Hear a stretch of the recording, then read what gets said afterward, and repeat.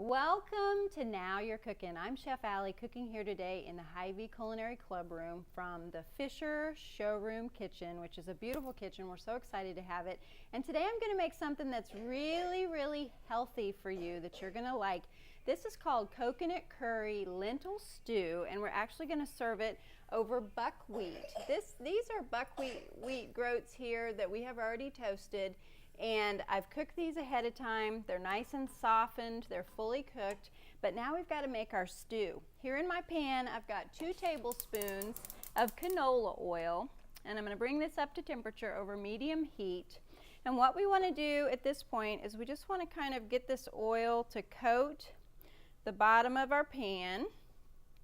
And then to that, I'm going to add my spices because we want to bloom our spices to get them to release their essence, and that will really crank up the flavor in our dish without adding any extra fat. So here is our 2 tablespoons, and I said tablespoons, there's a lot of spices in this dish. 2 full tablespoons of curry powder.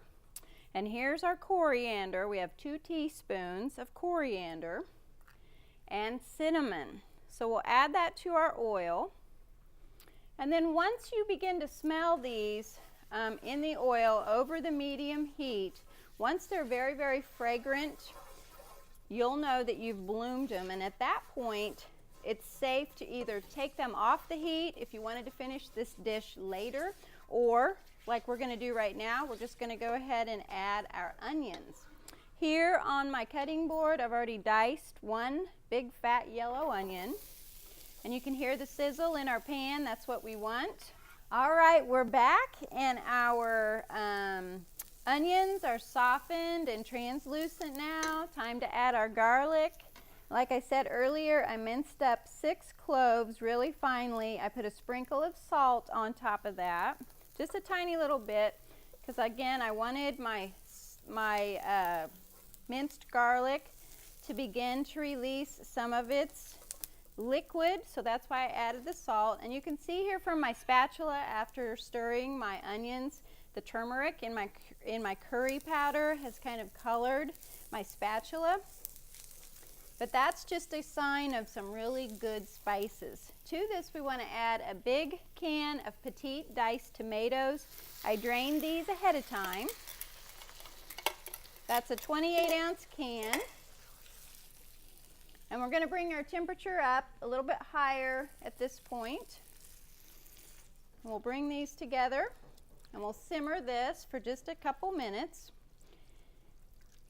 And then what we want to add is our brown sugar. This is 1 tablespoon of nice dark brown sugar. Here is 1 cup of chicken broth. And then what we want to add is our can of light coconut milk. Now, coconut milk comes from the coconut meat that they grind up into a liquid, and we're actually using the light version of this today. And this is 3 full cups. Now, of course, to get 3 cups of cooked lentils, it only takes 1.5 cups before you cook those. When you add these to the boiling water, you're only putting in 1.5 cups, and then as those cook, that turns into 3 cups. So we'll add this. This mixture is now beginning to simmer and boil. I can hear it getting ready to come to a boil.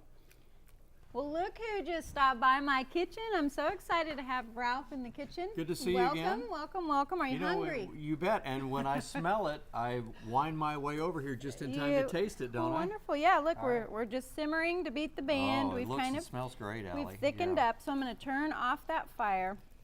And Ralph, I'm going to serve this to you, but I'd like to have you garnish it. Now, up here, I told you I have my cooked buckwheat, also known as kasha, which of course this has tons of fiber, very filling.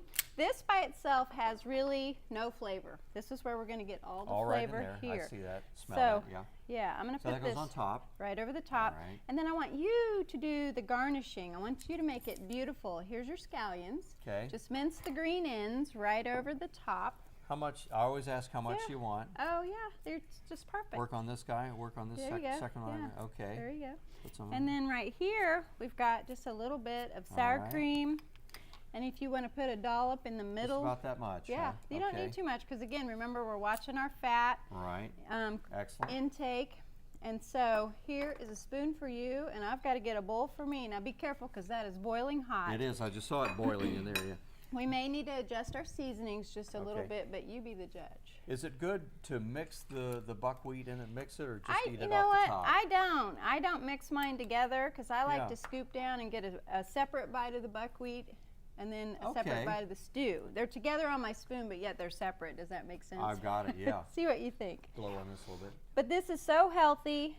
It's gluten-free, diabetes-friendly, very filling, very low fat rather, but just tons and tons of flavors. You want to garnish It mine? really is. Isn't that yummy? That's very good. Yeah. What better lunch or even a nice little hearty supper in these cold, blustery days? Which are quickly turning into springtime I days. hope so. Not soon enough for me. Oh Me boy, it's either. going to be great. Yeah. And Allie, I've always said your soups are good any time of the year. Thank you. So, Thank you. I'll take that as a compliment. That's right. Yeah, okay. okay. And I'm going to put my sour cream right in the middle. Dollop for Woohoo! you. There we All right. go. There we go. Yummy. Please, please come and see us here at your hometown Hy-Vee store here in Topeka. All of these ingredients came from our Health Mart here in our store, Great. and so we invite you to come and shop with us so that you can eat healthy too. I'm Chef Allie along with my friend Mr. Ralph Hipp. And remember, Now you're you're cooking. cooking.